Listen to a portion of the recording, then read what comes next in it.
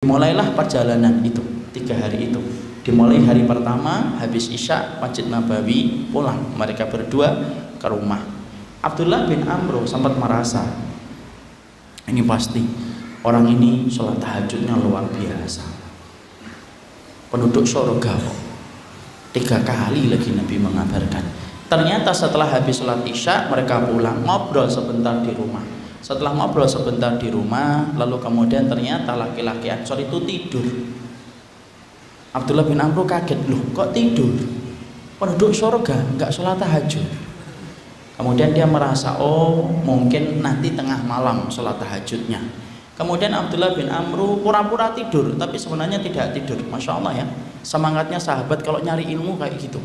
Kalau kita ini di majelis ilmu tidur ya. Kalau beliau ini sengaja tidak tidur untuk mendapatkan ilmu. Beliau lihat, beliau perhatikan gitu. Dan ternyata sahabat Ansor itu hanya gelisah saja di waktu tengah malam, gelisah sebentar, kemudian dia duduk berzikir, kemudian dia terbaring kembali tidur sampai subuh, tidak tahajud. Masya Allah, seorang penduduk surga tidak tahajud. Ini kabar gembira bagi antum yang jarang tahajud. Alhamdulillah, inilah dalil yang saya cari. Kalau ada yang kayak gitu saya Masya Allah istighfar Pak, ya Allah ya. Nanti kalau kemudian tengah malam dibangunkan istrinya, ayo Bi bangun, loh ndak ikut kajian tadi duha. Nggak gitu. Maka kemudian ternyata sampai pagi nggak tahajud. Oh kemudian Abdullah bin Amr merasa, oh pasti amalnya habis subuh ini, dari nanti duha ke asar ke maghrib ke isya terus itu. Ternyata amalannya biasa. Malam kemudian ditunggu lagi, oh ini pasti akan mengganti sholat tahajud yang kemarin. Ternyata malam yang kedua kembali dia tidak tahajud, sampai berturut-turut 3 hari tidak pernah tahajud. Antum bisa bayangkan, tidak pernah tahajud selama 3 hari berturut-turut. Maka Abdullah bin Amr bin As itu sempat bertanya-tanya, loh kok bisa ada orang yang dikabarkan Nabi sebagai penduduk surga hingga 3 kali, tapi ternyata dia tidak tahajud.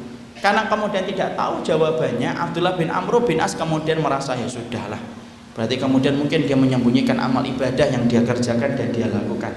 Datang dia ngomong dan akhirnya buka kartu, sebenarnya saya itu tidak ada masalah dengan bapakku, tapi saya itu kesini sebenarnya pengen tahu apa sih amalmu yang kamu lakukan, karena Nabi mengabarkan bahwasanya kamu itu penduduk surga hingga 3 kali. Tapi ternyata ketika aku datang ke sini selama 3 hari, aku tidak menjumpai sesuatu yang istimewa dari perbuatan yang kamu lakukan. Kemudian laki-laki Ansor itu berkata, loh kalau kamu melihat amalku ya begitu, tidak ada yang istimewa dan tidak ada yang aku tutup-tutupin. Abdullah bin Amr bin As merasa gagal mendapatkan jawaban. Kemudian Abdullah bin Amr bin As pamit dia, lalu kemudian dia pengen pulang, gagal mendapatkan ilmu dari apa yang dia niatkan. Dalam perjalanan baru beberapa langkah dia berjalan, tiba-tiba laki-laki Ansor itu manggil kembali, sini, kecuali satu kamu harus tahu. Apa? Hatiku tidak pernah hasad kepada orang yang beriman. Aku mencintai mereka, memaafkan kesalahan mereka. Langsung Abdullah bin Amr bin As kemudian gembira dan berkata, ini loh amalmu yang menjadikan kamu itu dimasukkan oleh Allah ke dalam surga. Suf ikhwan, inilah yang saya sampaikan. Di antara amalan yang jarang mendapatkan perhatian dari hati kita, itu perhatian ketika kita mencintai orang yang beriman. Padahal ketika kita mencintai orang yang beriman dengan berbagai macam kekurangan dan kesalahan mereka, sesungguhnya mencintai orang yang beriman itu terdapat amalan yang besar. Sampai kita mendapati bagaimana sahabat Ansor adalah orang yang tidak menghidupkan malamnya, tetapi Allah menutupi kekurangan dia ketika dia kurang pada ibadah malamnya. Allah tutupi karena Allah melihat bagaimana hatinya yang bersih ketika memandang orang yang beriman.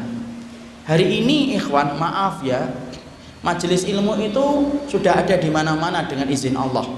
Sudah kayak jamur di musim hujan, sudah kayak gorengan itu di pinggir jalan. Tapi kemudian mendapati hati seorang mukmin, hati seorang ikhwan yang hatinya bersih memandang orang yang beriman itu susah luar biasa. Karena apa? Karena ternyata hari ini kita begitu gampang untuk membenci orang yang beriman karena alasan-alasan yang tidak syar'i yang kita miliki, dan terkadang itu menjadi pembenaran atas apa yang kita lakukan ketika membenci orang yang beriman. Padahal tahukah kita kehidupan umat dari umat terdahulu dari salaful ummah, di antara amalan yang luar biasa